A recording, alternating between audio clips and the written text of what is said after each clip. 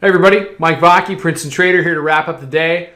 I love October. I love October. I've said this. I said it this morning. I love October. So what does October do? Let's just get into a little bit of a long here off the open. We go up and print 42. That matches up with our proprietary upper level. We chop around 38 to 40 area. It's pretty, Trump's talking about the trade deal. It can't get through. That gets us out of our longs from 36 into shorts in 37, 38 area. Most of us got 37, 75. And then it was just a matter of being patient. Off to the races. And where did we go? Exactly where we discussed going this morning, down to the weekly pivot, 2175. You can see them bouncing it a little bit into the close, but we've already made our day and then some. You can see right up here, you had a couple of matching highs here at 35.25. Where was that? Hourly mid-band.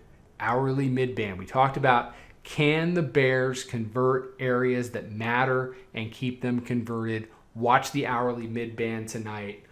Big day in the room, big start to the month. Bunch of people starting up, bunch of people who are taking the summer off coming back. It's a great time to start. Come visit us, come meet us. We would love to meet you. You trade this stuff every day. In my humble opinion, we can help you. Take care, trade them well. See you tomorrow.